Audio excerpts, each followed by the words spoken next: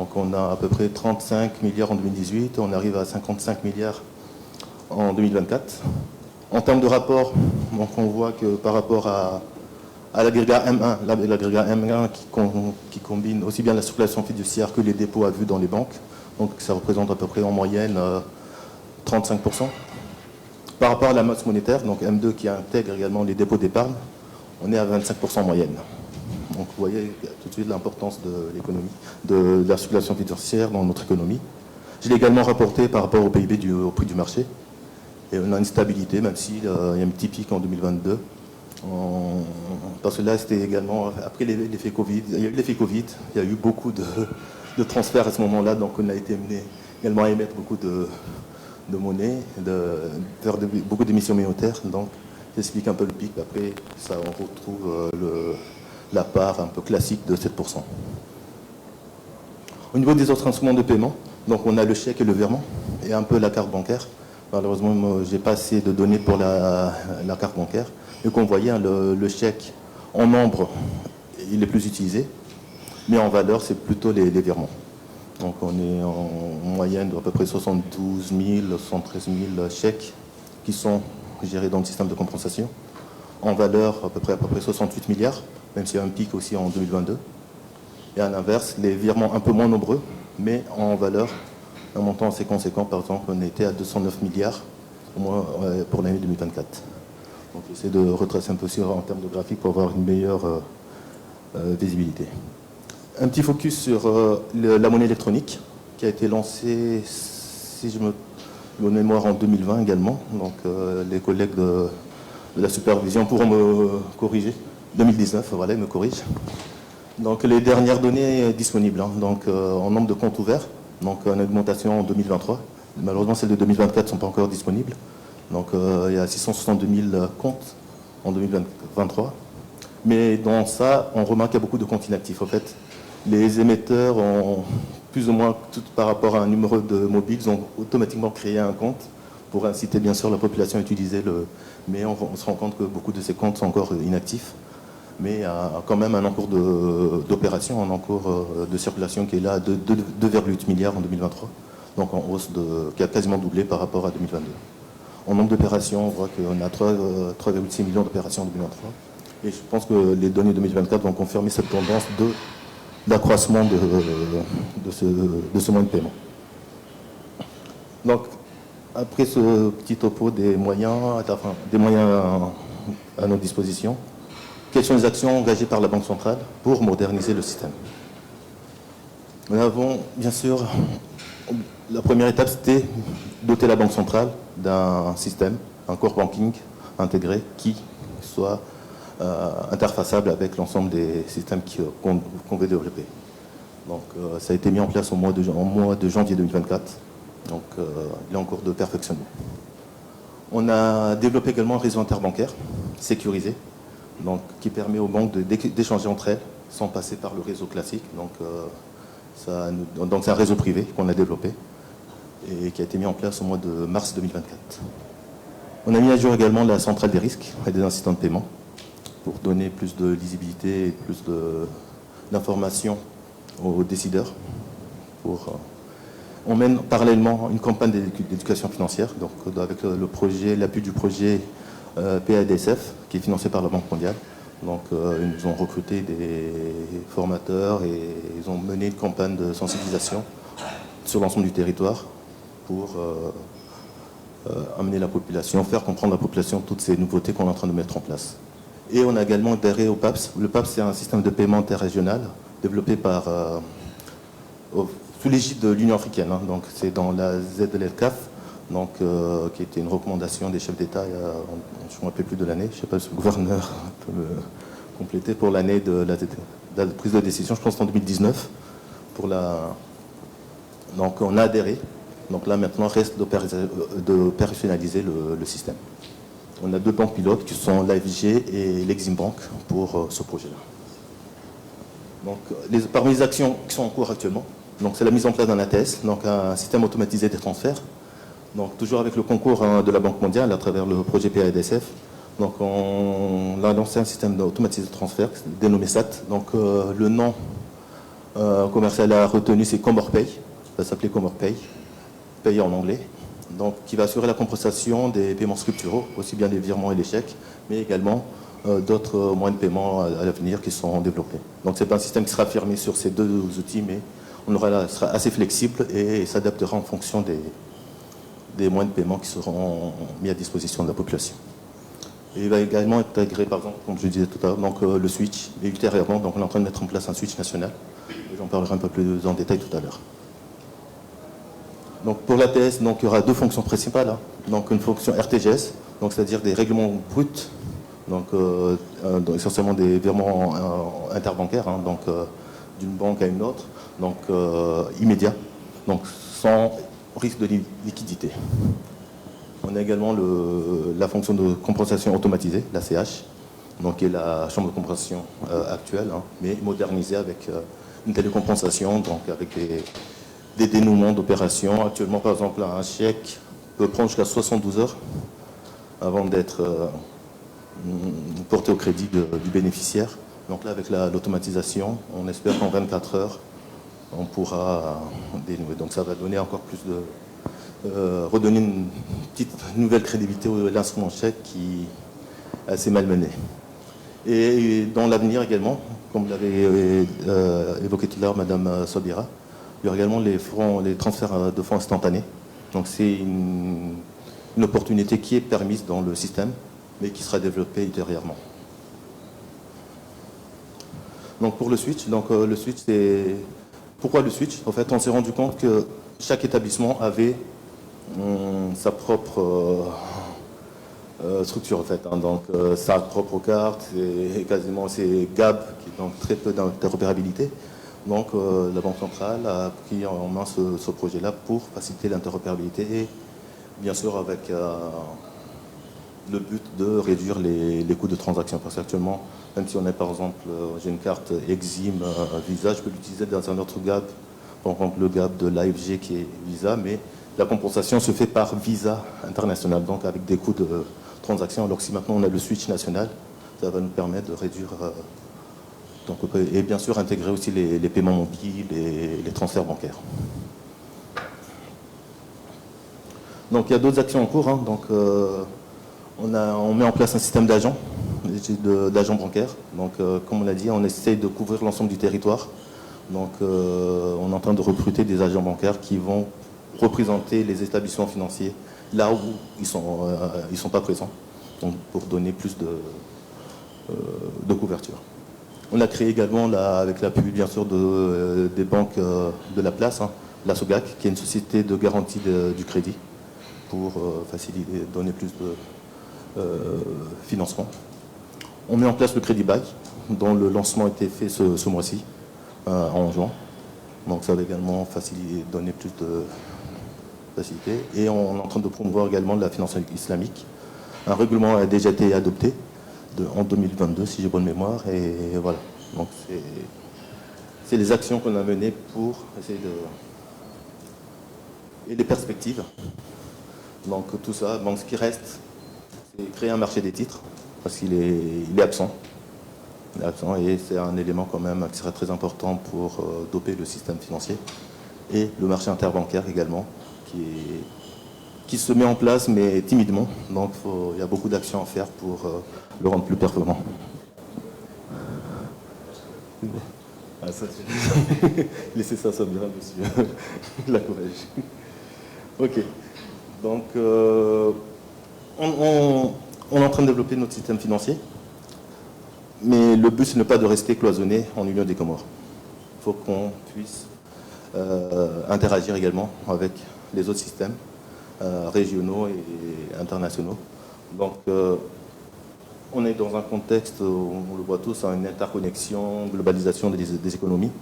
Donc, l'interopérabilité des systèmes est vraiment nécessaire. Elle offre des opportunités, mais elle pose quand même des défis majeurs. Donc là, je ne fais que poser, à la limite, placer des idées qu'on pourra peut-être après échanger ensemble. Donc les opportunités, bien sûr, c'est la première, c'est la croissance du commerce transfrontalier. Donc en permettant de faciliter les paiements transfrontaliers, en réduisant les coûts de transactions internationales et favoriser les échanges économiques.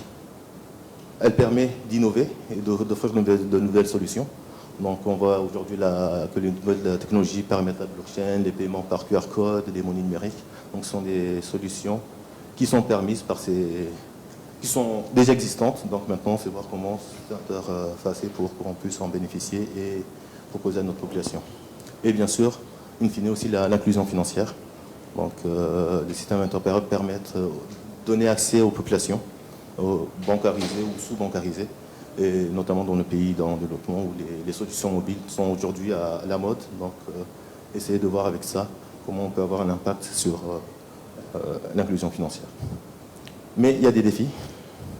La première, elle est réglementaire. Il faut faire cohabiter différentes réglementations qui ne sont pas forcément évidentes. Donc, parce que chaque pays a ses propres exigences techniques et aussi en termes de sécurité. Donc, c'est un peu le défi à relever. Comment trouver un cadre réglementaire qui convienne à tout le monde. Harmoniser les systèmes de paiement. Donc il y a divers systèmes de paiement, il y a le SWIFT, il y a le système de paiement en Chine, donc les solutions mobiles en Afrique. Donc il y a une synchronisation à trouver entre ces différents systèmes pour permettre les transferts transfrontaliers. La sécurité.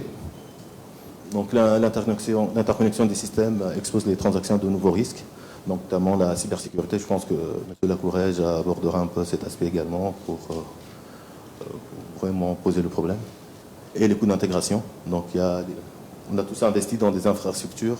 Maintenant, pour qu'elles soient compatibles avec d'autres, est-ce que ça ne va pas engendrer d'autres investissements? Donc voilà, c'est un peu ces défis-là qu'il faut relever et réfléchir ensemble. Voilà, je pense que j'ai terminé. J'ai tenu le temps. Okay. Je vous remercie.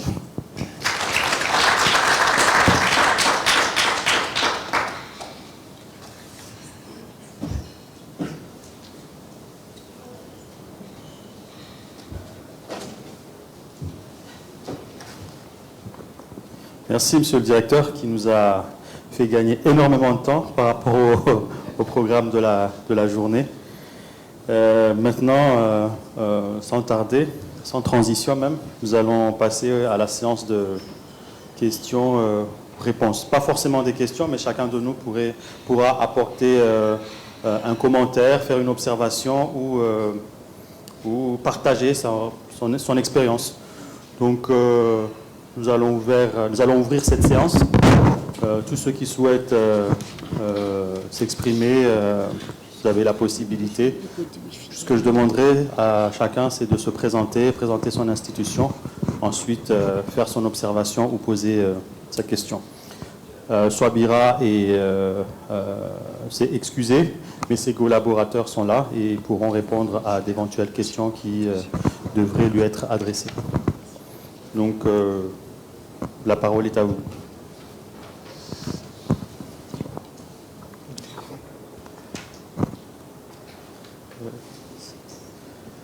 Messieurs, mesdames.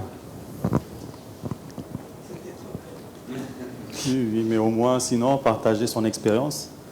Je sais qu'il y a Rollo, la BDC, qui est bien représentée. Nous avons Exim Bank, nous avons quasiment toutes les institutions financières de la place qui sont là. Il y a aussi des institutions qui ne sont pas nécessairement financières, mais qui développent des technologies ou qui ont l'intention de développer des technologies financières. Donc, nous les invitons à s'exprimer. Sinon, je vais poser la mienne. Je ne voulais pas intervenir en premier, mais je vais peut-être poser la mienne s'il le faut. Ok, merci. Bon, moi, ma question, ça serait par rapport aux échanges transfrontaliers. C'est surtout en relation à la fois au niveau du coût, mais aussi au phénomène de dérisking. Je sais que certaines institutions financières de la place ont des difficultés, par exemple, pour faire des transactions à l'international, en raison notamment des difficultés d'avoir des correspondants bancaires. Donc, je pense qu'à partir il faudrait peut-être, avant de faire une transaction commerciale, c'est peut-être essayer d'identifier ou de trouver un correspondant un correspondant bancaire avant de pouvoir faire une transaction internationale, un virement ou toute autre transaction financière. Donc, est-ce que c'est pas aussi une des raisons qui fait que le coût des transactions financières est aussi élevé pour le pays? Et dans ce cas-là, comment faire en sorte pour appuyer les institutions financières pour trouver pour surpasser cet obstacle aux MAR, mais aussi à tous ceux qui peuvent nous orienter ou nous éclairer sur ce sujet.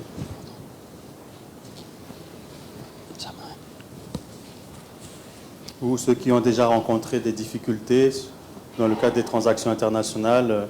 Nous avons la MEC Moroni, nous avons Exim, nous avons aussi le SNPSF, nous avons pas mal d'institutions, la BDC aussi, pas nécessairement Holo, mais à la BDC, donc MCTV et à toutes les institutions financières de la place. Donc ceux qui voudront, c'est juste pour lancer le sujet, lancer le débat, hein, mais on aurait pu trouver d'autres questions.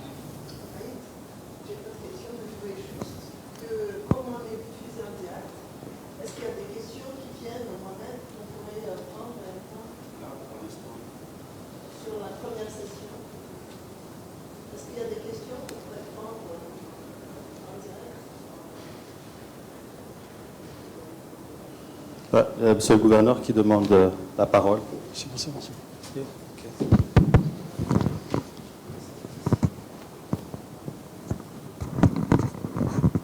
Oui, juste peut-être pour mieux orienter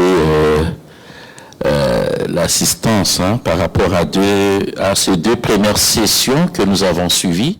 Bon, on n'a pas encore parlé de la monnaie numérique.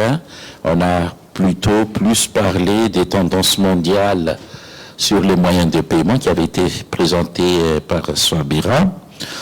Et aussi, nous avons parlé de nos moyens de paiement actuellement au niveau des Comores que vous utilisez tous, hein, vous les systèmes, ceux qui représentent les banques ici présents, mais même les utilisateurs comme le secteur privé. Donc, j'aimerais bien pour les banques, parce que nous sommes en train de vouloir moderniser et aller vers la monnaie numérique. On va en parler cet après-midi.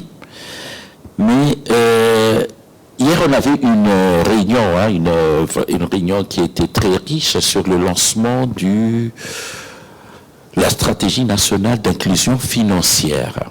Donc, il avait été posé parmi les thématiques que nous avons abordées, c'était la digitalisation, que nous avons vu comme étant un moyen efficace pour arriver assez rapidement à notre objectif d'inclusion financière. Donc, je voulais, par rapport à cela, vous demander au niveau des banques aussi, hein, est-ce que vous avez, certaines des banques, hein, vous avez en perspective la digitalisation dans vos services respectifs? Bon, je vais être beaucoup plus concret. Parmi les demandes, aujourd'hui, les Comoriens de l'étranger, hein, ils transfèrent à près de 3 fois le budget national, la diaspora. Mais pour ouvrir un compte, c'est ça l'inclusion financière. On leur demande d'ouvrir des comptes ici aux Comores. Ils disent que si c'est ouvrir un compte, il faut faire le trajet Paris-Moroni pour venir ouvrir un compte. Bon, ils le feront à des occasions, quand ils viendront faire leur grand mariage. Y a-t-il déjà des réflexions en cours pour les ouvertures de comptes à distance? Bon, je sais qu'il y a beaucoup de choses en jeu, hein, les KYC et tout ça, mais ça fait partie, hein, parce que ça fait partie des outils de modernisation. Est-ce qu'il y a aussi ces moyens de pouvoir... bon, là, on va peut-être avoir la réponse avec le switch national, de voir les opérations en ligne, que les gens puissent trouver faire leurs opérations bancaires en ligne. Bon. Je lance un peu le débat, mais vous pouvez peut-être intervenir sur d'autres sujets, parce que ça fait partie de ce que nous souhaiterions faire, la digitalisation des banques et la modernisation du système de paiement. D'accord. Merci, Monsieur le Gouverneur. Oui, il y a une question ou une intervention.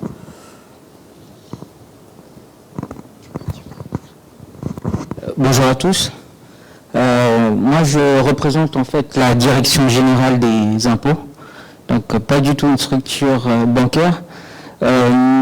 Actuellement, la DGI en fait est en train de mener un projet de digitalisation de l'économie, sachant qu'au 1er avril, il va y avoir le lancement du système de caisse et de collecte de la TC. Donc il va 2025 en fait l'échéance c'est que il y a à peu près 400 à 500 entreprises qui devoir basculer sur des systèmes informatisés, se digitaliser. La question s'est posée sur comment connecter les opérateurs, mais c'est vrai que le volet paiement n'avait pas été introduit. Alors je pense que ça pourrait être un élément qui pourrait être accélérateur de ce projet-là. Donc voilà, c'est le pourquoi aussi de ma venue aujourd'hui. J'avais une question, c'était au niveau de la blockchain. La blockchain, en fait, normalement, c'est un système qui emmène vers la désintermédiation. Donc, la question, je vais la poser aux représentants de la Banque de France. En gros, c'est... Est-ce que la blockchain aujourd'hui, c'est un système qui, dans votre stratégie, dans votre vision, c'est un outil qui est amené à remplacer le système SWIFT, ou ce sont des outils qui vont être des compléments, et comment en réalité vous appréhendez cette question?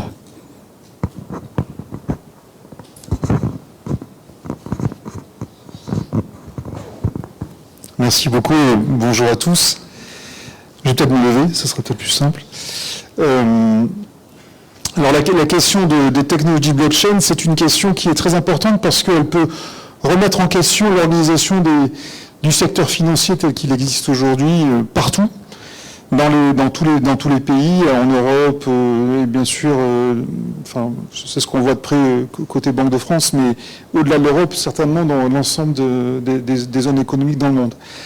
Alors, ce qu'il faut avoir en tête, c'est que les technologies sous-jacentes de la blockchain, et c'est ce que vous disiez très bien, sont des technologies qui permettent une autonomisation des acteurs et de contourner les acteurs traditionnels, notamment les banques. Donc ça, c'est un grand risque. Et donc dans l'ensemble on le voit très bien en Europe, dans l'ensemble des flux financiers traditionnels tels qu'ils sont aujourd'hui gérés, soit par des agents transversaux tels que SWIFT, soit par les banques centrales au travers des systèmes de règlement de gros montants, comme celui qui va être mis en place ici prochainement, soit par les banques elles-mêmes.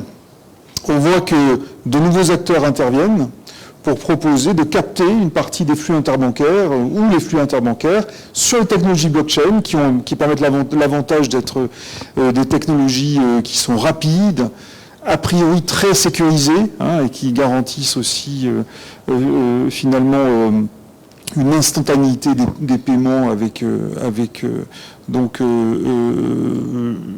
l'avantage de ne pas avoir besoin d'acteurs central, donc ça c'est très très très très fort.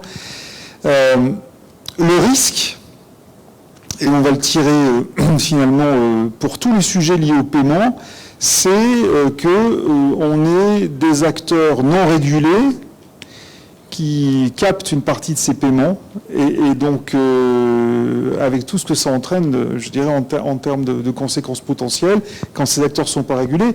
Et donc ça peut aller jusqu'à, d'une certaine manière, alors non seulement la privatisation entre guillemets des paiements et donc le retrait notamment des banques centrales de la supervision ou du pilotage de ces paiements et donc de la garantie en dernier ressort des banques centrales, ce qui est important pour la stabilité financière. Et donc derrière, c'est porteur de beaucoup de risques. C'est à la fois des opportunités parce que ce sont des technologies qui permettent de dynamiser, je dirais, le secteur financier et d'aller dans le sens de l'instantanéité. Ça, c'est très, très important. Mais il y a beaucoup de risques derrière, donc de désintermédiation. Alors, par exemple, pour parler concrètement du cas européen, vous savez peut-être qu'en Europe, sur l'ensemble des paiements de gros, donc tout l'ensemble des échanges interbancaires, on a mis en place depuis de nombreuses années un système qui s'appelle Target. Donc c'est le système de paiement de gros que les banques centrales opèrent sous l'égide de la Banque centrale européenne, donc dans les 20 pays de la zone euro. L'enjeu avec la mise en place de systèmes de paiement de gros sous blockchain proposés par les acteurs privés, c'est que les flux interbancaires qui aujourd'hui passent par ce système Target centralisé, qui bénéficient donc de la garantie de la monnaie centrale, c'est-à-dire de la supervision et du pilotage des banques centrales et donc de la Banque centrale européenne. Le risque, c'est que ces flux-là soient totalement détournés vers d'autres acteurs, y compris des acteurs, par exemple, non européens, des banques américaines. On voit très bien qu'aujourd'hui, les technologies de DLT sont très, très, très, très prisées par les acteurs privés qui sont de très grosse taille bancaires américains et donc qui proposent effectivement des services de plus en plus développés. Et donc, on pourrait voir le système Target se vider à terme. Voilà. Donc, on travaille justement au niveau de l'Eurosystème sur la mise en place d'une technologie blockchain pour permettre les flux financiers, mais qui soient gérés par l'Eurosystème, pour les paiements interbancaires. Hein, voilà. Alors, on a le même sujet sur les paiements de détail, donc la monnaie numérique de banque centrale côté détail, ça j'en parlais cet après-midi, mais pour les paiements interbancaires, le sujet est là, c'est d'éviter d'être désintermédié. Et le risque, c'est que dans ce phénomène-là, il y a une double désintermédiation des banques centrales qui garantissent la stabilité financière et monétaire en dernier ressort. Donc c'est important, le rôle d'une banque centrale est important pour garantir la stabilité de tous les acteurs financiers et banques en premier. Ça, c'est le premier risque. Mais le deuxième risque de désintermédiation, c'est aussi par la blockchain que les banques commerciales traditionnelles perdent leur place et que les nouveaux entrants dans le secteur financier, et souvent non régulés, captent les flux financiers au détriment des banques commerciales traditionnelles. Et ce qu'on voit très bien comme phénomène, c'est les acteurs de la big tech, hein, donc qui à l'origine n'avaient rien à voir avec les paiements. Je vais en citer certains, mais au hasard, hein, Facebook, Amazon, qui par leur surface en termes de clients rentrent sur ces marchés-là des paiements parce que c'est un gisement de valeur, hein, et donc de profit. Et donc ce risque-là donc, de désintermédiation, il est vraiment pour les banques centrales, mais aussi pour les banques commerciales, les deux. Et donc ça, il faut qu'on s'y prépare. Ça concerne toutes les banques centrales dans le monde. Alors, le risque est plus grand en fonction du degré de développement déjà des systèmes de paiement traditionnels. Nous, en Europe, le risque, il est très fort parce qu'effectivement, on a déjà un système de règlement de gros qui est très, très développé et qui est aujourd'hui le socle des échanges financiers en Europe. Et le risque de désintermédiation de ce système-là, il est fort. Et en tout cas, il faut qu'on trouve une réponse à ça. Mais ce risque-là, potentiellement, il existe ici aussi. Si des acteurs étrangers de la big tech venaient s'implanter et proposer des services financiers qui disruptent, comme on dit, qui court-circuitent les flux traditionnels, le risque est absolument le même, donc ici ou en Europe ou dans le reste de l'Afrique. Voilà. Je vous en prie. Merci. Est-ce qu'il y a d'autres? Oui.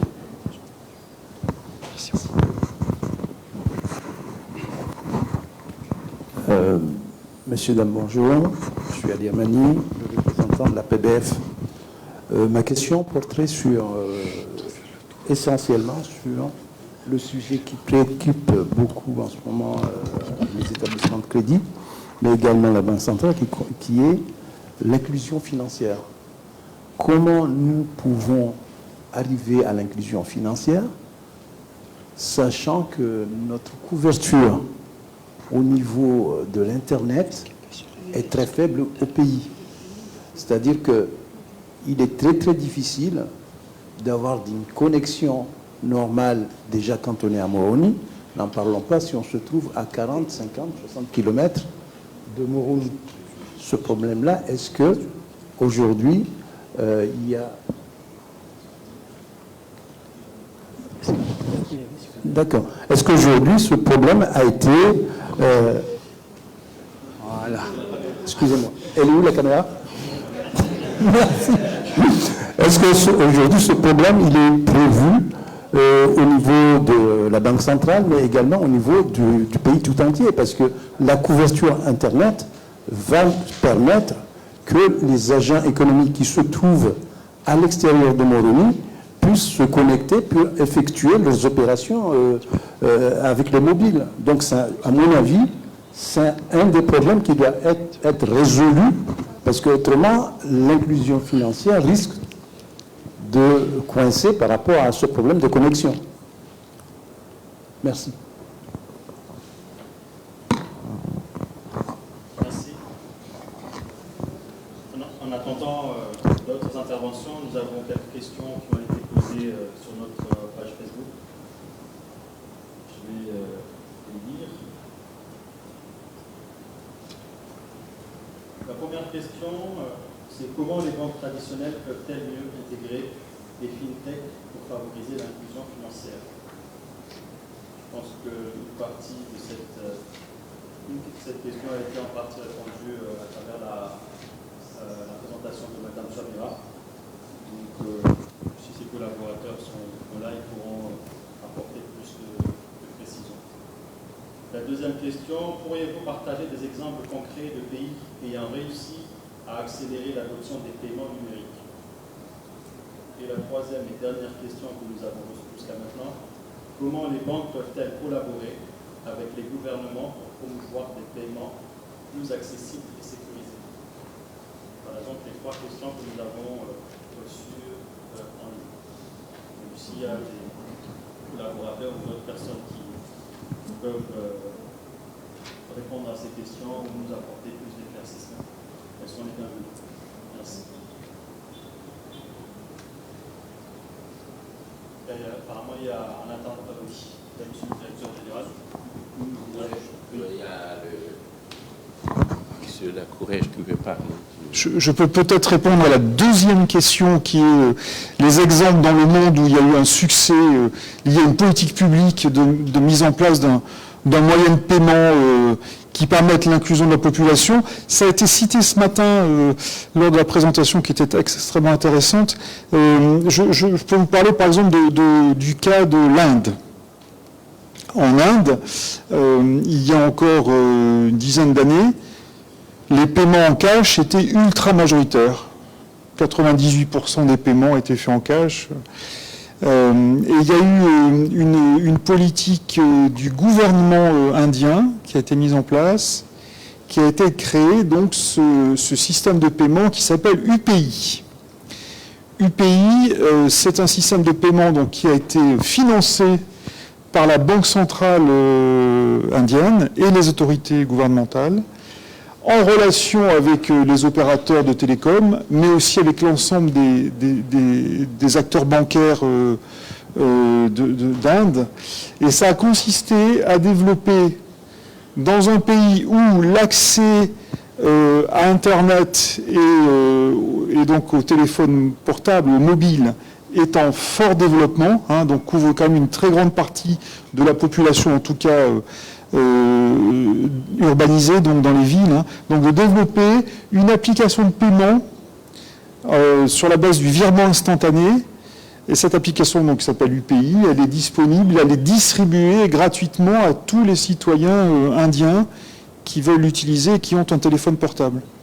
Et donc ça, c'est un exemple d'une politique publique qui a très bien marché. Cette application est un succès gigantesque aujourd'hui en Inde et a capté une grande partie, à ce stade, au moins dans les villes, des paiements de proximité. Donc aller acheter sa nourriture chez le commerçant, ainsi de suite. Et ça marche vraiment très très bien. Et donc la clé, c'est que, alors bien sûr la condition, et on rebondit sur votre point, la condition, c'est d'avoir une couverture Internet et d'avoir donc aussi un téléphone portable, hein, pour pouvoir avoir l'application de paiement, qui est une application sur le téléphone portable. Mais ça concerne déjà plusieurs centaines de millions de personnes en Inde. Hein. Bon, on parle à la taille du pays qu'est l'Inde, hein, 1,4 milliard d'habitants, donc c'est vrai que... et donc, cette application gratuite permet de recevoir, effectivement, enfin, donc, tous les services de base, je dirais, en termes financiers, un virement de salaire, faire des paiements chez les commerçants, donc c'est des paiements... ce sont des paiements avec un seul standard et qui est donc utilisé partout en Inde. Si la Banque centrale et les autorités gouvernementales n'avaient pas pris en main l'initiative du projet, probablement que, et ça c'est un très bel exemple pour un pays émergent de grande taille, hein, probablement que l'application n'existerait pas aujourd'hui. Si on avait dû attendre que les acteurs bancaires se coordonnent pour... mais l'intérêt, dans un pays comme l'Inde, mais ça peut être transposable, par exemple, au Comores, je pense, hein, alors avec l'échelle qui n'est pas la même, bien sûr, mais l'intérêt, c'est que là, il y a une vraie coopération publique-privée, hein, partenariat public-privé, pour mettre en place un moyen de paiement digital. Là où avant, il y avait grosso modo que les moyens très classiques, hein, le billet, le virement et le chèque, mais que l'essentiel de la population n'avait accès qu'au billet, finalement. Hein, voilà. Je rebondis sur un point important, le prérequisite, c'est quand même, et ça c'est la clé aujourd'hui de l'accès au digital et donc au développement économique derrière, qui est quand même de plus en plus fondé sur le digital, c'est l'investissement dans l'infrastructure de télécom. Ça, c'est extrêmement important. C'est vrai qu'on ne peut pas faire sans aujourd'hui. Et donc, on voit très bien dans le monde, il y a 3 solutions aujourd'hui dans l'accès généralisé aux télécoms et à Internet. Il y a les développements filaires, donc la fibre. Hein, et donc là, il faut tirer des réseaux de fibres dans l'infrastructure du pays. Ça a été fait dans beaucoup de pays. C'est le cas par exemple de la France où on a eu un plan de déploiement de la fibre qui a coûté très cher, mais qui a permis de déployer et de connecter toutes les maisons. Et on est en train de finaliser ce déploiement de la fibre.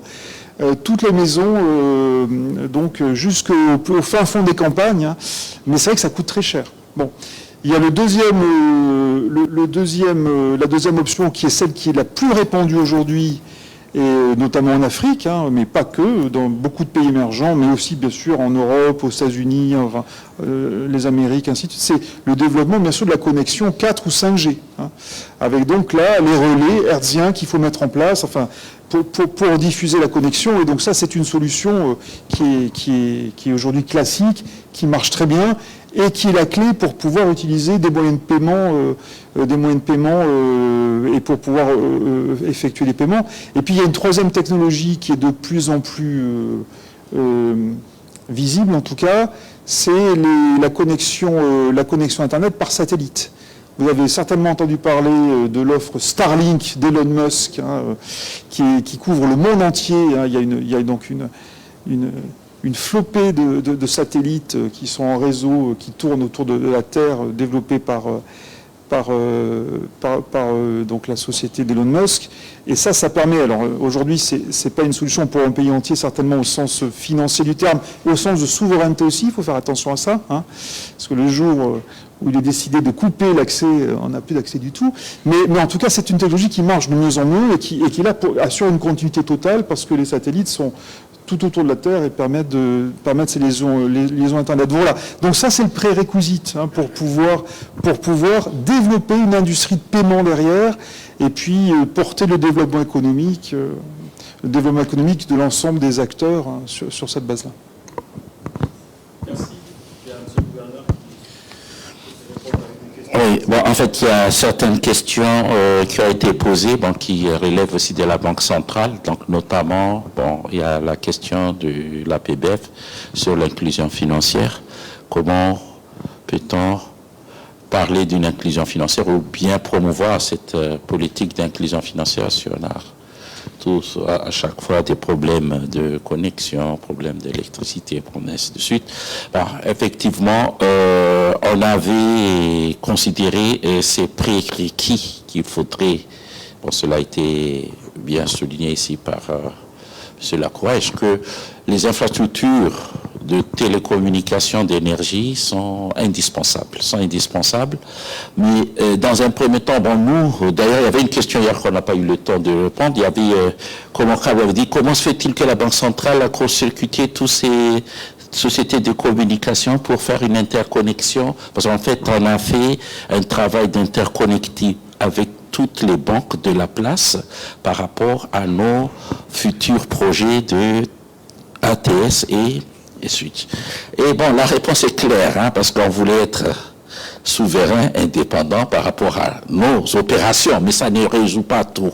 Mais ne serait-ce qu'aujourd'hui, on ne peut pas dire qu'un virement était en cours ou bien n'a pas pu se terminer par la connexion a été coupée ou bien il n'y a pas d'électricité. Donc là-dessus, vous êtes sûr que la Banque centrale a beaucoup investi là-dessus. On est autonome hein, sur le plan par rapport à ATS et Switch. Mais effectivement, il y a toutes les populations en milieu rural, hein, ceux qui veulent utiliser, quand on parle du futur, hein, donc de la monnaie, ça ne concerne pas tout ce que nous faisons là comme monnaie digitale, monnaie électronique, ça il faudrait absolument qu'il y ait des connexions permanentes. Bon, il y a une des voies qui a été soulevée, ces satellites qui sont au niveau mondial, mais est-ce que c'est aussi une solution? Est-ce qu'on a les capacités de pouvoir en bénéficier? Pourquoi pas? Bon, c'est dommage qu'il n'y a pas des gens de la télécommunication ici présents. On ne les a pas invités. Hein. Ils étaient là hier. Ah, si? Mais ils ne sont pas là? Ah, d'accord. Parce qu'ils auraient peut-être nous donner au moins des assurances sur comment, en termes de perspectives, parce qu'effectivement, on a des problèmes aujourd'hui, mais il se peut qu'il y a des perspectives pour le futur sur comment pourrait-on couvrir. Vous savez, on a une couverture quand même assez bonne en matière de télécommunications et en matière aussi de détention de téléphonie mobile.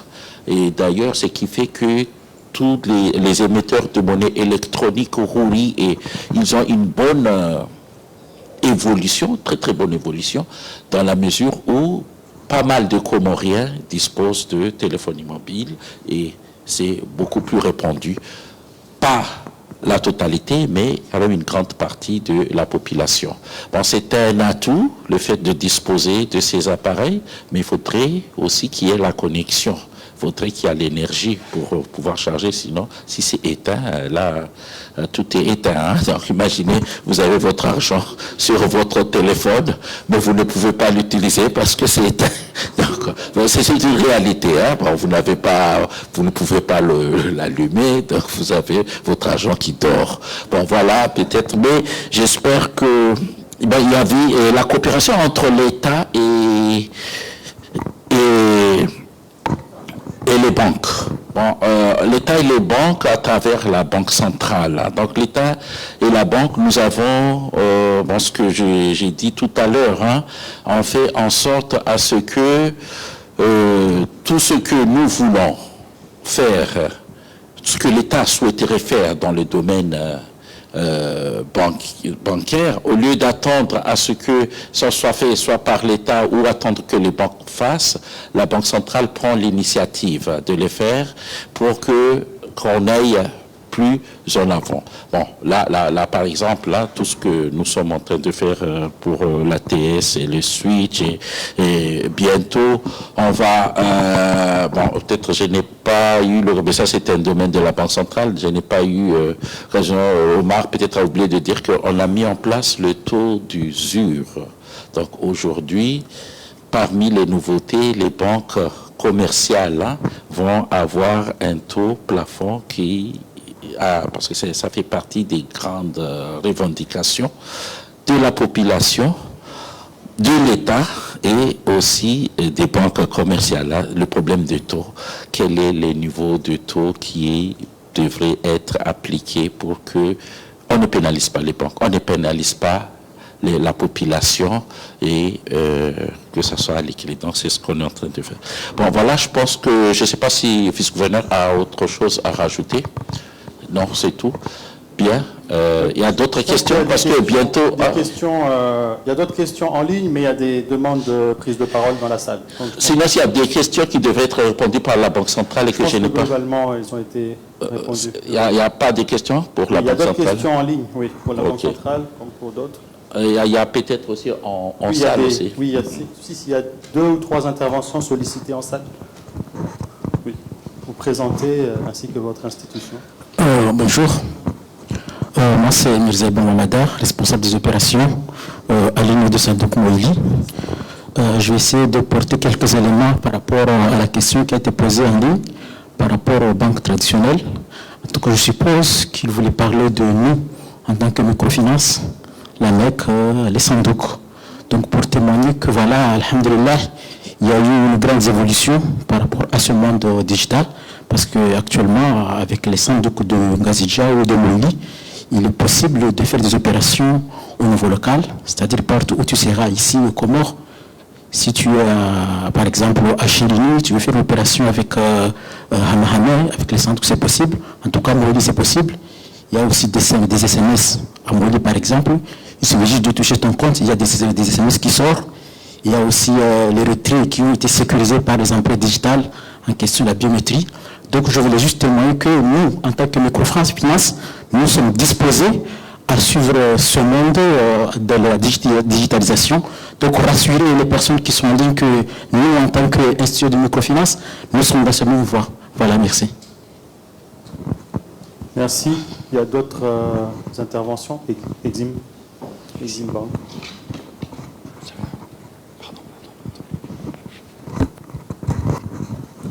Bonjour à tous, Madi Ali, service qualité Exim Bank.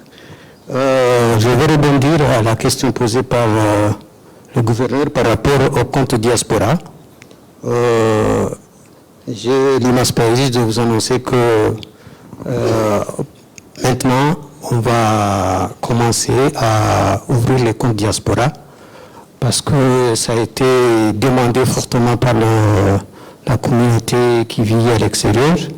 Donc le document, le manuel de procédure a été élaboré et soumis. On attend aujourd'hui l'approbation du directeur général. Donc voilà, c'est la réponse que je peux donner. Bon, il y a des restrictions au début, bien sûr, mais nous allons commencer dans les pays où il y a des représentations diplomatiques comoriennes. Donc tout pays qui a une représentation diplomatique, on va commencer par là.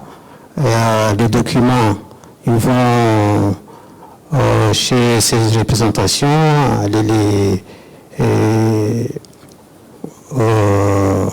comment dirais-je, les certifier dans ces différentes ambassades, consulats, et puis après les remettre ici. Donc la condition sine qua non, c'est que vous ne pouvez pas débiter ce compte sans que les documents originaux soient arrivés à notre siège. Bon, il y a mon collègue ici présent, s'il y a, j'ai omis quelque chose, il peut rajouter, mais ce que je peux vous dire, à la fin, ou d'ici au début du mois de mars, on va commencer à ouvrir le compte diaspora. Dans un deuxième point, je vais peut-être partager un peu notre plateforme MyExim.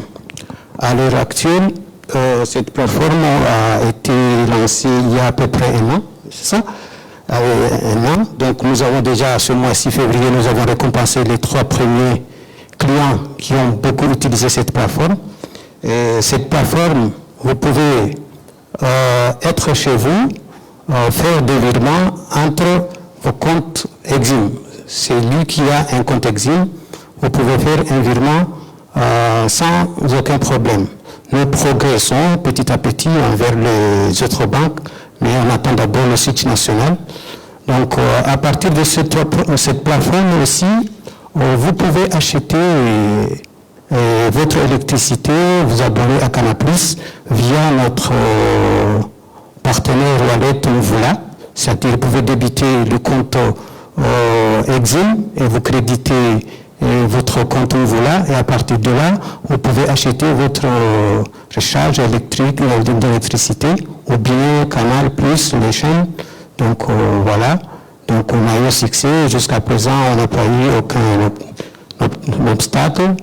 Donc voilà, je vous invite, chère assistance, si vous n'avez pas encore de compte exim, c'est le moment, c'est pas une publicité, mais c'est déjà...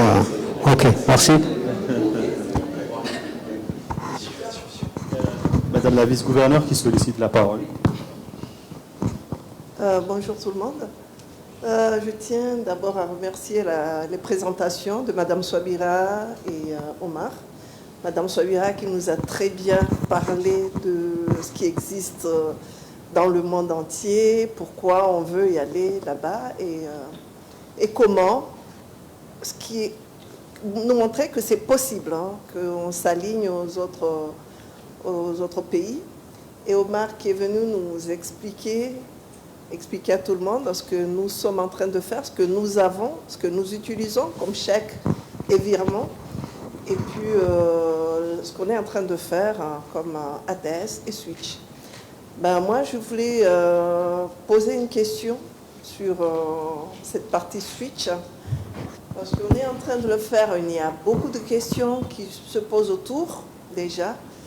Au niveau du Conseil national de paiement, je vais profiter de l'expérience de M. Lacourège, on nous pose la question déjà, c'est quoi la structure qui doit s'occuper du switch? Quels sont les avantages de le confier au public, au privé, public ou banque centrale? On n'a pas encore très clairement cette réponse. La deuxième question qu'on nous pose souvent, est-ce que ça ne va pas générer des coûts pour les utilisateurs? Parce que vous nous parlez de modernisation. Nous, on a constaté au niveau de la Banque centrale que c'est très coûteux. On le prend. C'est un don, un financement de la Banque mondiale qui a fait à l'État. Et l'État a confié à la Banque centrale de gérer. Mais derrière, on a des coûts d'amortissement qui sont très élevés. Et quand on veut que ça soit, que tout le monde fédère, tout le monde rentre utilise ce système, il faut qu'eux aussi aient des infrastructures qui doivent être, les banques doivent s'adapter à ces infrastructures qui sont coûteuses. Mais la question, tous ces coûts, ça va tomber à qui? À la population. Du coup, nous, on a le secteur privé ou les secteurs des consommateurs, l'association des consommateurs, qui dit, mais à la fin, est-ce qu'on ne va pas voir nos frais bancaires augmenter? Et effectivement, la réponse que nous avons n'est pas encore trop claire. Si M. Lacourège peut nous apporter une précision, voilà, c'était ma question. En vous remerciant. Merci.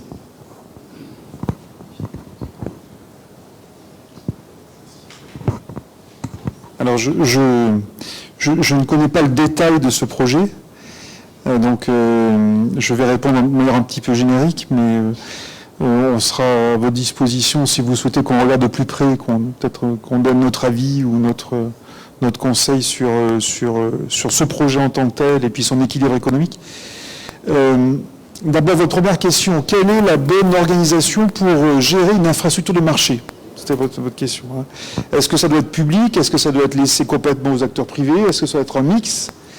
D'expérience, on voit que ces infrastructures de marché, leur genèse, donc leur création, c'est souvent la conjonction d'une stratégie publique et puis de volonté d'acteurs privés. Parce que, bien entendu, il y a un intérêt pour les acteurs privés, les banques en particulier, de faire évoluer les infrastructures de marché pour une plus grande efficacité. Et donc, on a absolument 3 cas de figure, en fait. Et là aussi, je ne peux pas vous dire, pour votre projet, c'est l'un des 3 qu'il faut absolument prendre. Il faut qu'on regarde plus en détail et puis peut-être qu'on prenne un peu de recul. Mais il y a 3 solutions, et ça, je ne vais pas vous surprendre.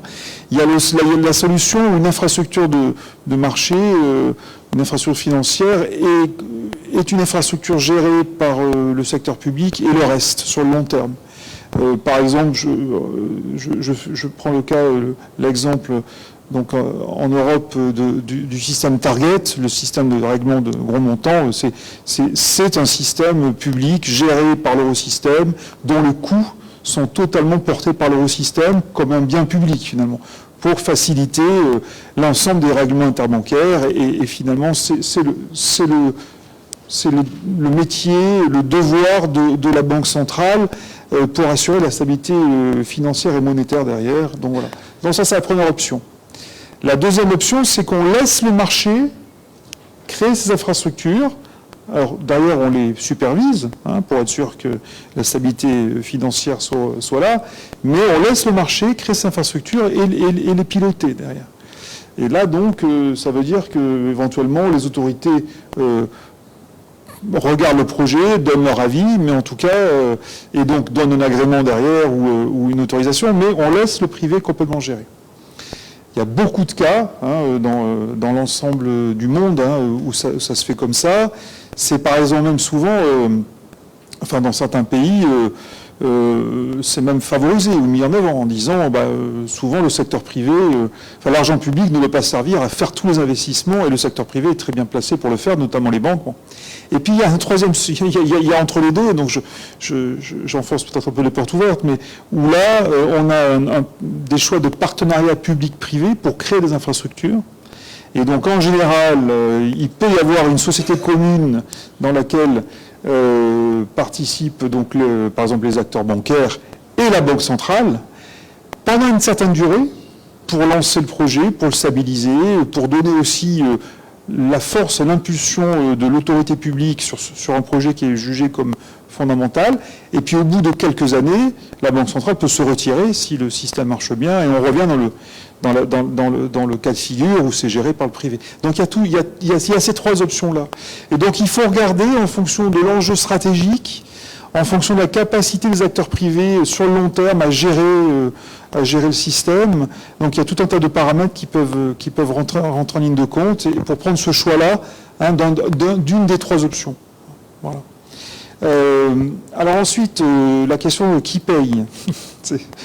J'aurais dit au maximum ce que vous avez très bien expliqué, mais c'est vrai que c'est un sujet qui est crucial. Et puis, dans les paiements, il y a 4 acteurs qui payent. Voilà. Ça, depuis que les paiements existent, il y a 4 acteurs. Il y a la Banque centrale. On est parmi les acteurs qui ont le plus payé dans l'histoire et qui continuent à payer énormément. Par exemple, le coût du cash. C'est le métier, bien sûr, éminent d'une banque centrale d'émettre la monnaie fiduciaire. Le coût de la fabrication des billets, c'est collectivisé, c'est le budget de la banque centrale. Le coût de l'émission également, la distribution. Voilà. Donc, il y a ce système-là. Bon, après, le deuxième acteur qui paye dans les paiements, alors y compris aussi pour le cash, pour la distribution jusqu'au consommateur, ce sont les banques. Et donc ça a un coût. Je parle devant bien sûr des professionnels. Et donc, mais c'est vrai pour le cash, c'est vrai aussi pour l'ensemble des moyens de paiement qui sont mis à disposition. Le chèque, les virements, enfin tout a un coût bien sûr. L'exploitation informatique derrière, ainsi de suite. Le troisième acteur qui paye pour les paiements, ce sont les commerçants. Les commerçants, ils payent un service à leur banque, avoir des fonds de caisse pour pouvoir rendre la monnaie, accepter des cartes bancaires, et donc le réseau de cartes bancaires, c'est un coût, et donc il y a une commission du commerçant. Voilà. En général, les commerçants disent toujours « je paye beaucoup trop cher ». Les banques me demandent beaucoup trop d'argent, ça me coûte beaucoup trop cher, il faut que ça baisse. Le comité national des moyens de paiement que je préside en France, c'est ce que j'entends, bien sûr, de la part des associations de commerçants. Voilà. Et puis, les derniers qui payent aussi, il ne faut pas les oublier, ce sont nous tous, en tant que citoyens. Et donc, en ayant accès à des services bancaires, on a bien sûr une cotisation pour ces services bancaires auprès de sa banque commerciale. On veut faire un virement, les virements ont un coût. Enfin, et là... Finalement, pour répondre à votre question, et là aussi c'est un peu générique ce que je dis, il faudrait qu'on regarde le modèle économique de votre projet, de voir derrière comment il peut s'équilibrer, mais forcément, il faut analyser le projet dans ces 4 coins, les quatre acteurs dont j'ai parlé, et voir comment on répartit la charge financière finalement d'un projet comme ça.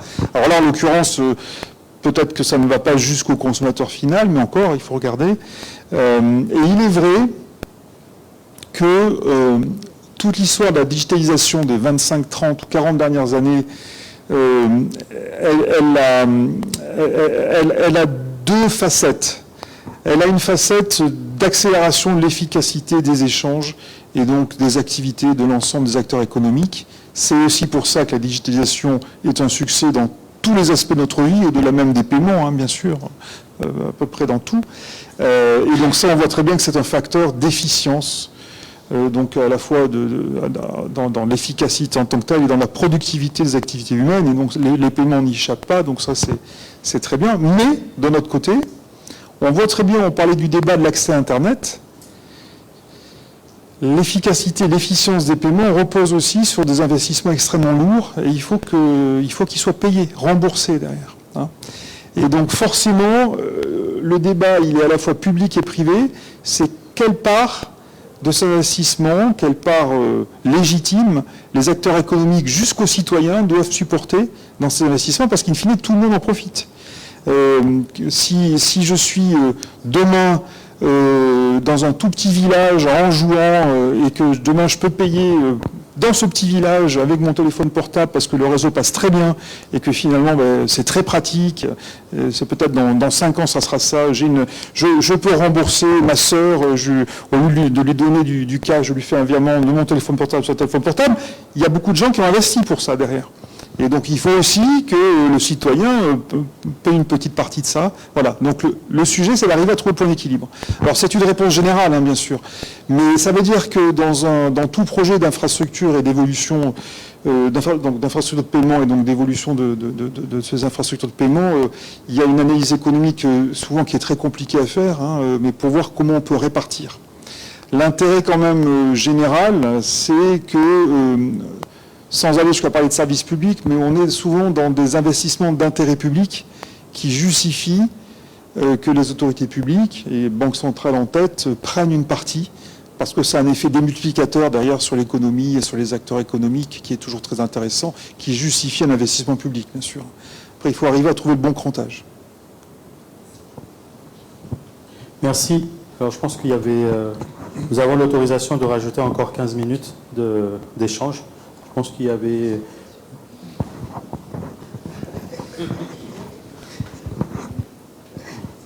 Oui, il y a... Hop, vous voulez compléter?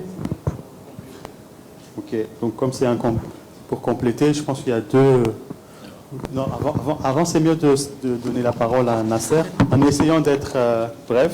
Ensuite, nous allons passer la parole à ceux qui ne sont pas encore exprimés. Oui, en fait, par rapport à la première présentation qui avait été faite, un élément clé a été donné. Pardon, excusez-moi. Ah, debout. Je suis quelqu'un de timide, donc j'aime pas prendre la parole. Je suis pas très à l'aise. Dans la première présentation, par rapport à l'inclusion financière, un élément clé a été évoqué, c'était la question de l'écosystème. Et d'ailleurs, vous l'avez évoqué régulièrement, les intervenants qui ont parlé. Mais la problématique aussi, c'est cette équation entre secteur privé, donc start-up de la FinTech, et les opérateurs traditionnels. Je prends juste l'exemple de la problème de la connectivité. Aujourd'hui, il y a un système de paiement qui s'appelle l'USSD. L'USSD, c'est une technologie qui permet de pouvoir payer sans avoir de la connexion Internet. C'est ce qui a fait le succès du M-Pesa, qui fait qu'aujourd'hui, on passe de 300 comptes bancaires à plus de 3 ou 4 millions de comptes bancaires. Parce qu'aujourd'hui, n'importe qui avec un téléphone sans connexion peut l'utiliser. La problématique, elle a été posée dans la présentation 2. Quand on voit que les opérateurs qui utilisent l'USSD, ce sont les opérateurs télécoms, aujourd'hui, la Banque centrale a un rôle à jouer, dans le sens où elle n'est pas l'autorité de régulation des entreprises des nouvelles technologies, mais elle peut quand même travailler avec l'ANARTIC, l'autorité de régulation, pour une simple raison, c'est que aujourd'hui, c'est de leur dire, ce serait pas mal que vous, opérateurs télécoms, vous puissiez travailler avec des sociétés qui, elles, vont être capables de développer des services, et il peut y avoir en fait un écosystème qui peut se développer. C'est peut-être aussi pour ça qu'aujourd'hui, on a 20% ou 30% des opérateurs télécoms qui ont des comptes actifs, alors qu'il y a plus de 600 000 comptes sur les mobiles paiements, ce qui n'est pas normal. Donc aujourd'hui, c'est la charge même du développement commercial, c'est seuls les opérateurs télécoms qui ont ça comme charge, sans être capables de travailler aujourd'hui avec un écosystème. Merci. Merci. Allez-y. Bonjour, monsieur Salami Abdou, BPC. Je voulais vous rappeler que la BPC bientôt va intégrer le digital, sauf que nous avons appris beaucoup de choses par rapport à ce qui a été dit ici. Mais ma question, je voudrais m'adresser à monsieur le gouverneur sur les risques liés à cette nouvelle à la digitalisation. Quels sont les risques liés? Parce que je peux me permettre de réaliser une opération sur le digital. Est-ce que sur le montant de 2 millions, est-ce que les mesures sont prises pour éviter tout élément pouvant compromettre la conformité? Bon, je voulais me rassurer en étant responsable des opérations internationales SWIFT aujourd'hui. Bon, il y aura un changement bien sûr par rapport à ça si on traverse de SWIFT à digital. Bon, est-ce que c'est permis? Il y a une permission à toute opération ou c'est limité? Voilà. Est-ce que ces mesures sont déjà prises par la Banque centrale? Bon, ma deuxième question, je voudrais me rassurer par rapport à la diaspora. Vous savez, la diaspora est notre source d'inspiration. C'est la diaspora qui nous permet de réaliser un chiffre d'affaires. Bon, comment renforcer cette dynamique qui nous lie avec la diaspora en nous permettant, mon collègue de l'Exim m'a montré le chemin qu'on peut à partir des Comores ou à partir de la France, nos clients peuvent ouvrir leur compte. Donc, est-ce que la Banque centrale a une autorisation sur ce cas? Je voudrais avoir l'élément de réponse pour que je me rassure. Je vous remercie. Une deuxième, peut-être c'est mieux que de prendre la deuxième intervention avant de passer aux autres questions ou aux réponses plutôt. Bonjour, Abdoulaye Soukainata de la BFC. Ma question s'adresse à la Banque centrale. Alors, je voudrais savoir, par rapport à la digitalisation des services financiers, quel est le risque contre le blanchiment d'argent et le financement du terrorisme? Et question sécurité, comment rassurer les utilisateurs? Par exemple, aujourd'hui, on nous parle de voler et d'un voleur.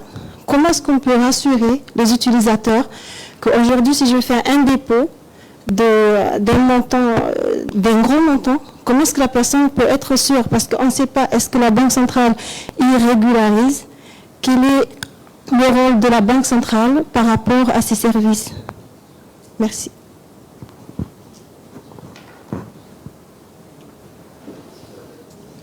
Donc, je pense qu'il y a une première question de la Banque postale et une autre de la BFC.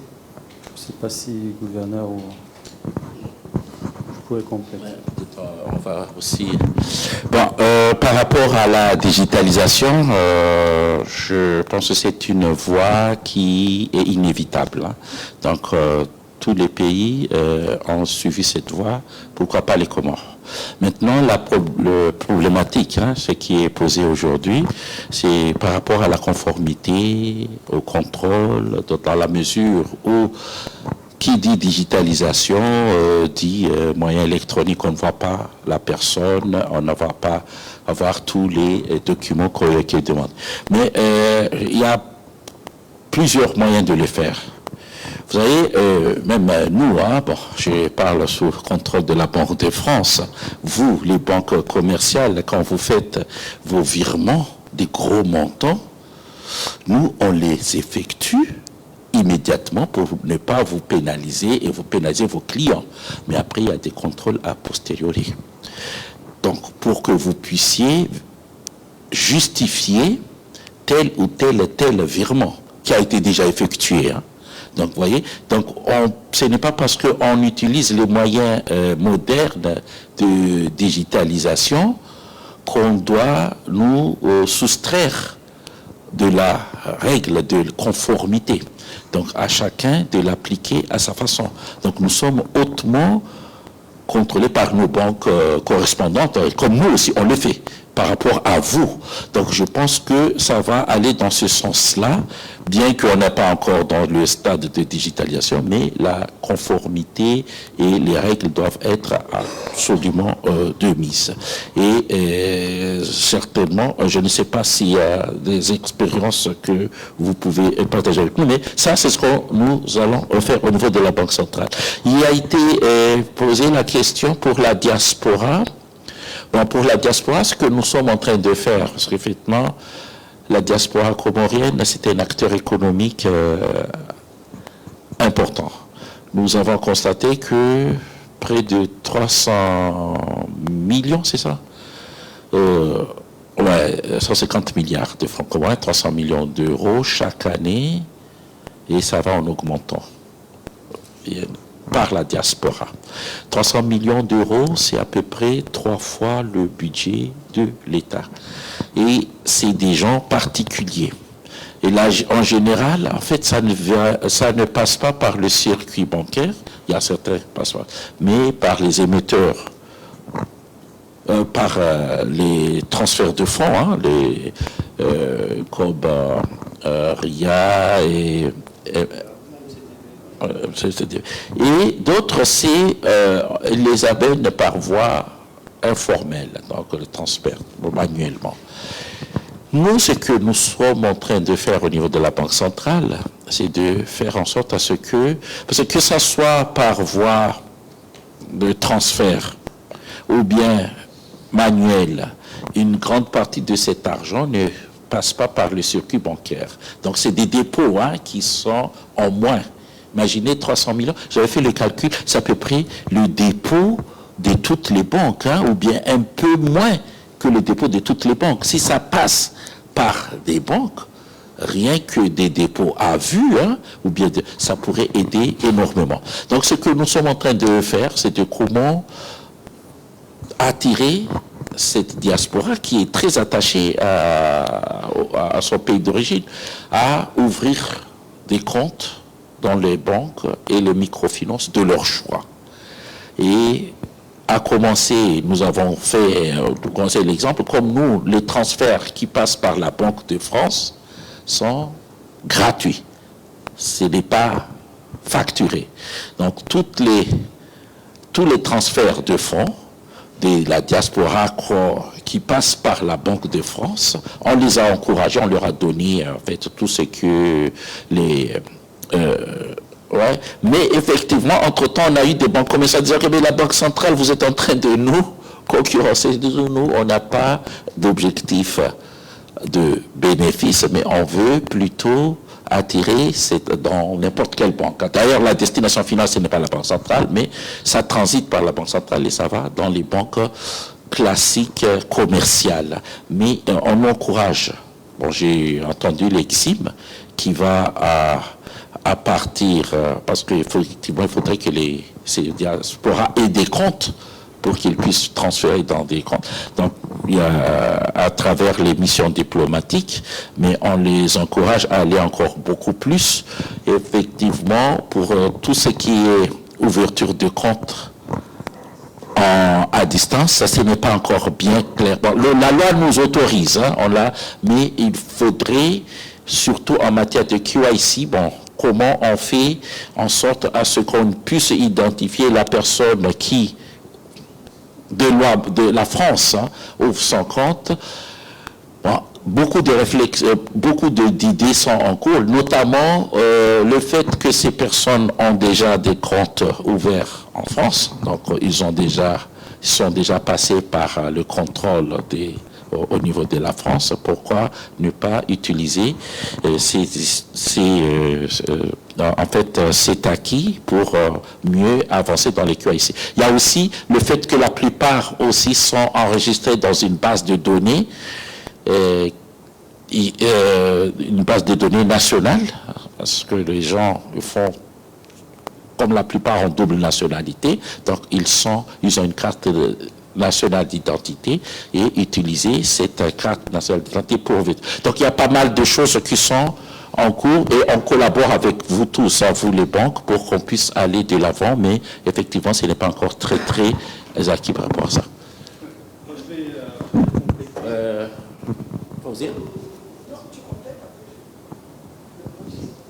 Ouais, par rapport au... Ouais, ça c'est monsieur anti-blanchiment, donc j'espère que je n'ai pas... Moi, je voudrais déjà, par rapport à l'intervention à la fois d'Exim mais de la Banque Postale, sur l'ouverture des comptes de la diaspora, parce que vous avez... Ce que vous êtes en train de mettre en place, c'est plutôt... c'est pas encore mis en place, mais c'est à l'étude. Comme vous l'avez dit, vous l'avez transmis à votre direction générale. Je ne sais pas encore si la demande elle a été transmise à la Banque centrale pour l'autorisation.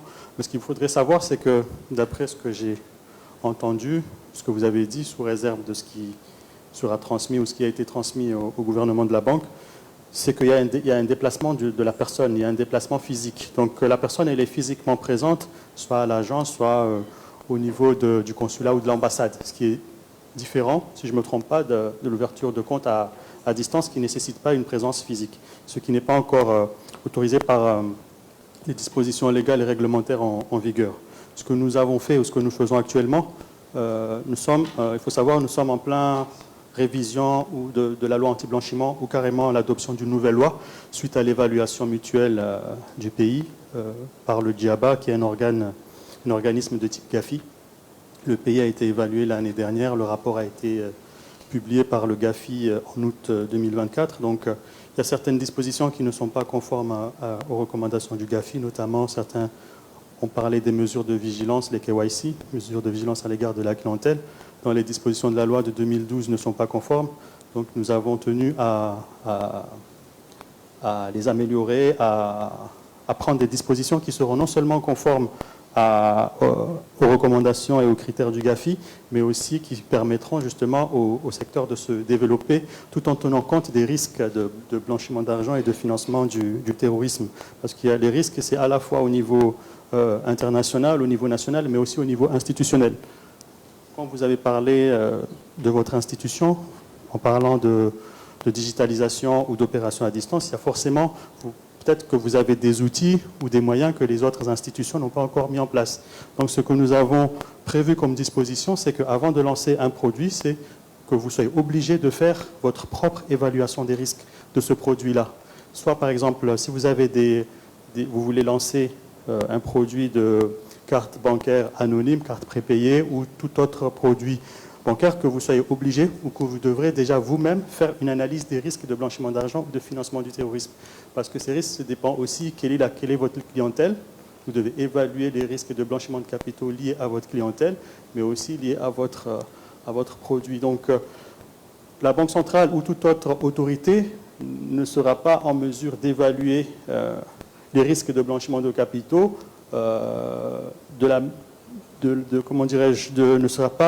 ne pourra pas faire une meilleure évaluation des risques de blanchiment de capitaux par rapport à vous qui êtes à l'origine ou qui avez décidé d'émettre ou de lancer un produit. Donc effectivement, ce que nous avons prévu au niveau de la loi et aussi peut-être au niveau de la réglementation, c'est que les mesures de vigilance de KYC soient adaptées au risque de blanchiment de capitaux. Plus le risque de blanchiment de capitaux ou de financement de terrorisme est élevé, plus vous devez renforcer les mesures de vigilance. S'il y a un risque faible, parce que nous souhaitons aussi favoriser l'inclusion financière, il faut alléger les mesures. La loi anti-blanchiment ne doit pas aller à l'encontre de l'inclusion financière. Donc, tout ça, tout ce que vous êtes en train de faire, à la fois les ouvertures de comptes, les opérations commerciales, tout ça doit être adapté au risque de blanchiment de capitaux, à la fois national, mais aussi de votre propre institution. Donc, il y a une corrélation risque de blanchiment d'argent, mais aussi activité de votre institution financière, que ce soit les relations d'affaires, les réalisations d'opérations de virement, voire même tout ce qui est ouverture de compte à distance. Voilà, de façon. Mais la loi, elle est en cours, elle sera, nous l'espérons, adoptée, ou en tout cas transmise à la session parlementaire prochaine pour adoption. Ensuite, suivront les règlements de la Banque centrale ou les lignes directrices pour expliquer comment appliquer certaines dispositions légales. Nous allons essayer de les expliquer davantage. Il y aura certainement des réunions de place avec vous pour permettre à tout un chacun d'avoir une meilleure compréhension des exigences de la loi anti-blanchiment. Merci. Merci Haït. C'est parti. J'avais une petite question sur... c'est parti. Oui, j'avais une précision. Je voulais porter une précision sur ce que Omar a dit par rapport aux moyens de paiement que nous disposons. Je voulais vraiment préciser que la modernisation du système de paiement concerne le paiement national. C'est que les paiements nationaux que ça va couvrir. Tout ce qui est paiement international ou internationaux, ça va rester avec le SWIFT. Le SWIFT ne va pas disparaître, le SWIFT va exister. Le système qu'on va mettre en place, le SAT et le SWIFT, c'est national. C'est vraiment le système de paiement national. C'est très important de le savoir, parce que les gens croient qu'avec le SWIFT et l'ATS, on va faire des transferts internationaux. Non, on va faire des transferts que nationaux. Ma deuxième question, c'était, je voulais le poser à Swabira, je ne sais pas si M. Lacourège pourra me répondre, c'est les plateformes que Swabira nous a montrées sur tout ce qui est utilisé à l'international. Il nous a parlé de Revolut. Revolut, je me suis dit, mais tiens, je peux ouvrir un compte sur Revolut. J'ai essayé, mais j'étais bloquée. Je voulais savoir, c'est quoi ce blocage? Est-ce que c'est au niveau pays? Est-ce que c'est au niveau... J'ai fait tout ce qu'il fallait faire. Ils m'ont dit, mettez ça, tout. J'ai tout déclaré, tout. Enfin, c'est vrai que c'est facile. On ne demande pas de revenus. Tout ce que Swabira a expliqué là, c'est vrai. Mais à la fin, on interroge, ça tourne jusqu'au lendemain. Je n'ai jamais eu accès à l'ouverture de ce compte. Qu'est-ce qui bloque? Je ne sais pas si Swabira n'est pas là, il peut répondre. Haïti, je ne sais pas. Monsieur Lacourège, si vous pouvez me donner une réponse, je vous remercie.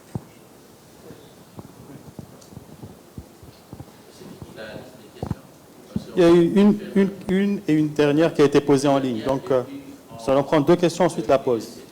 Oui. Peut-être de répondre à la question de Madame la vice-gouverneure. Sur le cas de Revolut, je pense tout simplement c'est parce que Revolut n'opère pas au Comores. Donc il y a une question de compétence géographique. Revolut, à la base, est une start-up, une fintech banque qui s'est étendue en Europe et qui opère aujourd'hui, je crois, dans 40 pays, mais il faut avoir un agrément probablement. Je pense que oui. Donc en fait, peut-être qu'il faut commencer par donner un agrément à Revolut pour opérer. Disons que la Banque centrale elle-même, plusieurs membres de la Banque centrale veulent devenir clients. Et puis voilà, donc plus sérieusement, je pense que c'est lié à ça, tout simplement. Ils n'ont pas l'infrastructure, en tout cas, ils n'ont pas étendu leur infrastructure informatique pour opérer ici, certainement. Voilà. Ça aurait été intéressant qu'on nous dise sauf les copains. Ok, il y a Farouk par rapport à cette question ou... Ok, Farouk pour compléter par rapport à...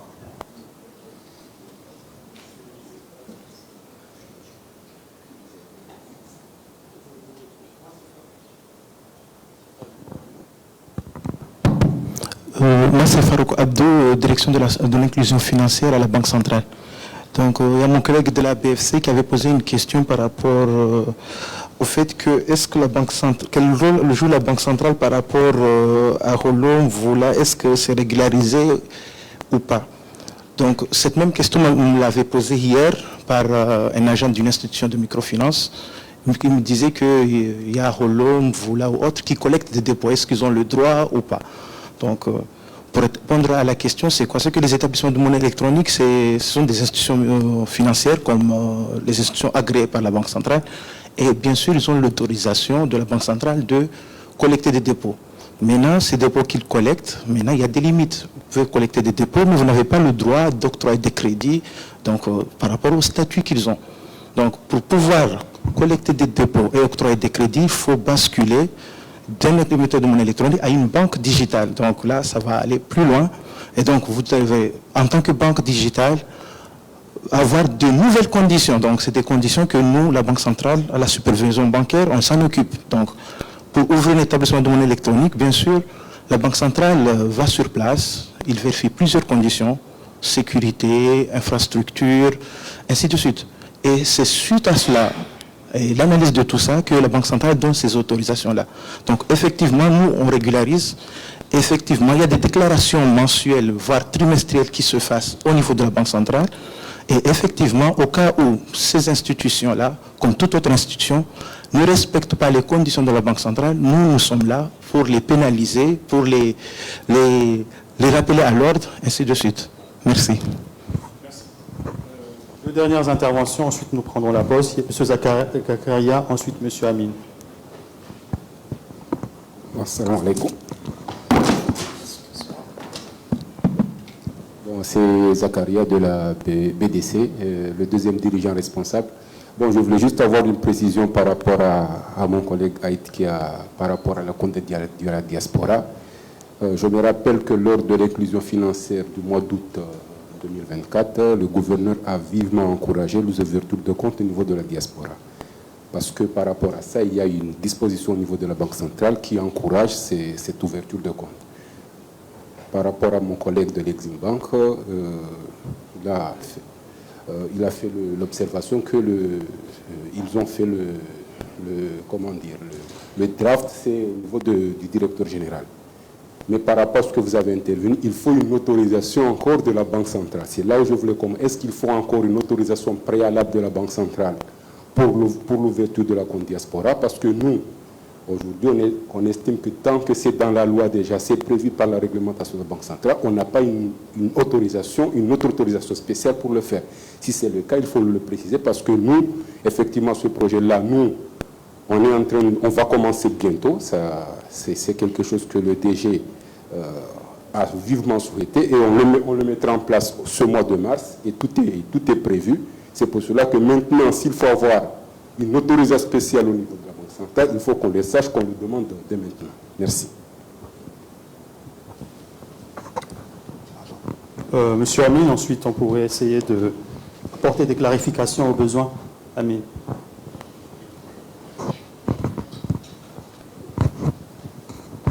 Amin Saïd Ahmed, chef du département des opérations à la Mecque Moroni. Donc, les remarques que j'avais, c'était par rapport au fait que lorsque justement le mobile money est arrivé aux Comores, on s'est très vite rapproché d'un vol. Le conseil d'administration avait un peu peur au début, parce qu'ils se sont dit, est-ce que cet opérateur justement ne va pas nous prendre tous les membres, toute notre épargne, et finalement, est-ce que c'est une réelle avancée pour la banque, ou c'est une menace, c'est une opportunité ou une menace? Heureusement, la Banque centrale, à travers sa réglementation, a rassuré en faisant en sorte que l'équivalent en unité monétaire électronique soit intégralement sous la forme d'épargne dans une institution financière. Et c'est pour ça qu'on a réussi à convaincre le conseil d'administration d'avancer. Mais malheureusement, ça n'a pas pris autant qu'on l'aurait voulu. On le voit là, il y a parfois des ouvertures de comptes qui sont parfois automatiquement en ouvrant des comptes directement avec un VUL. Mais il me semble que du coup, la sensibilisation doit se faire auprès des institutions des institutions financières, mais aussi énormément au niveau du secteur privé. Je ne sais pas si c'est sous la forme de réflexion ou de questions. Est-ce que la Banque centrale ou l'État ne peut pas réfléchir à des incitations au niveau du secteur privé, je dis même aller jusqu'à des exonérations d'impôts au niveau de, je sais pas moi, Sahara Market, Sawa Prix, etc., pour que les Comoriens utilisent cela au quotidien et que ceux qui ont besoin ou qui au quotidien reçoivent des paiements soient incités à justement utiliser ce genre de services de monnaie électronique ou de nouvelles technologies. Et donc peut-être pour m'arrêter là, voilà, j'étais en train de peut-être une réflexion ou bien une question sur la forme à la Banque centrale et au pouvoir public.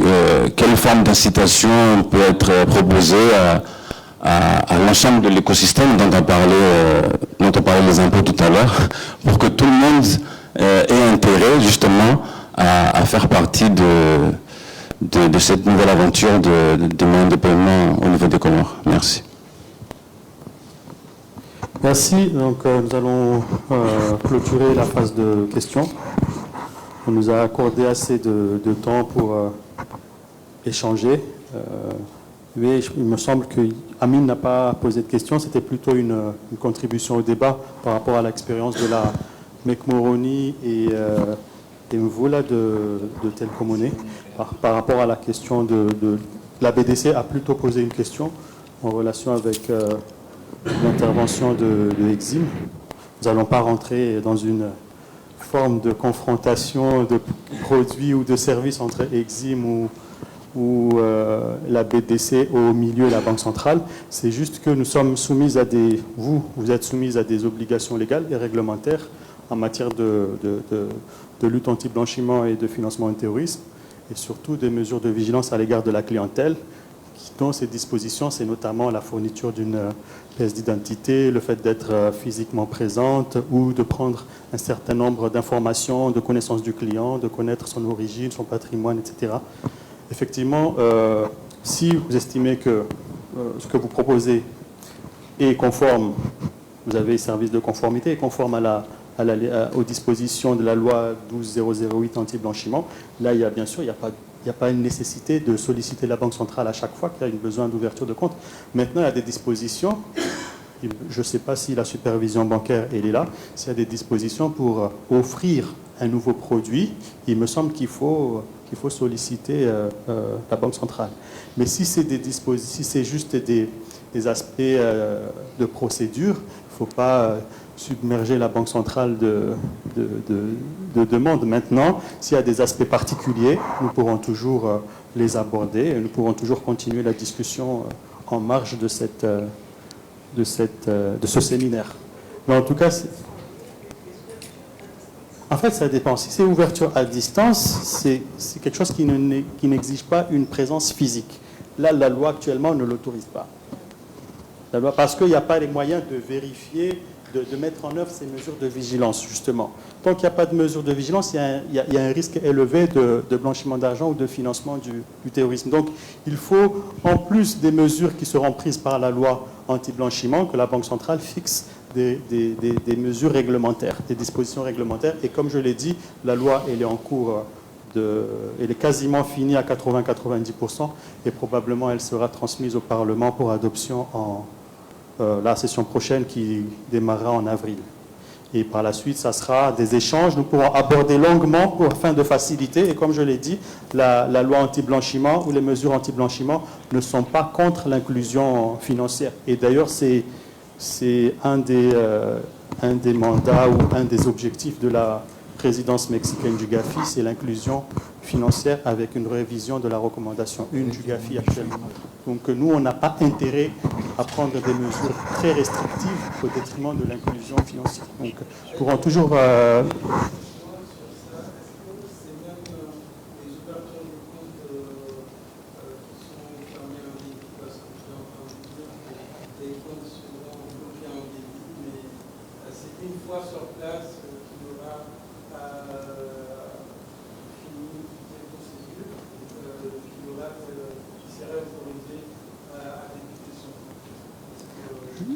Ok, je ne suis pas très sûr d'avoir compris votre question par rapport au débit, etc.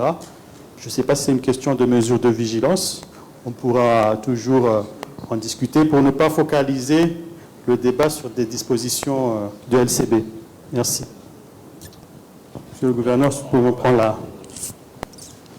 Bon, on va peut-être s'arrêter là, mais par rapport à ça, je pense qu'il y a tout un débat sur, parce qu'on a une loi qui est un peu vieille, qu'on est en train de réviser sur la lutte anti-blanchiment, mais qui devrait tenir compte très rapidement de toutes ces nouvelles vues d'ouverture de compte à distance. C'est surtout là où nous avons, d'ailleurs, il y a une petite condamnation, parce qu'on a une loi sur la monnaie électronique qui l'autorise, mais on a une loi anti-blanchiment qui ne l'a pas prévue. Ce n'est pas qu'il ne l'autorise pas, mais qu'il ne l'avait pas prévu, comme c'est nouveau. Donc on est en train de réviser tout cela. Mais comme ça a été dit, hein, c'est à l'appréciation de chaque banque.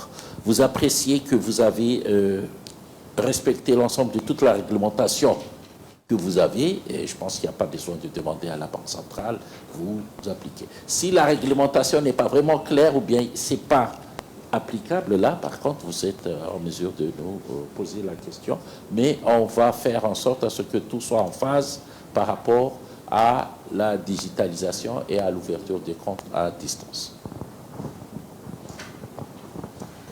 Merci, monsieur le gouverneur. Nous invitons à prendre la pause déjeuner et nous rappelons que la prochaine session démarrera à 14 h. Nous invitons à répondre présent et ponctuel et commencer cette session-là. Ces sessions-là, dont la première pour l'après-midi sera consacrée à l'évolution de la monnaie fiduciaire vers la monnaie numérique dans le monde. Bon, on va changer, on va utiliser celui-là. C'est la sécurité et la lutte contre la fraude dans les paiements numériques.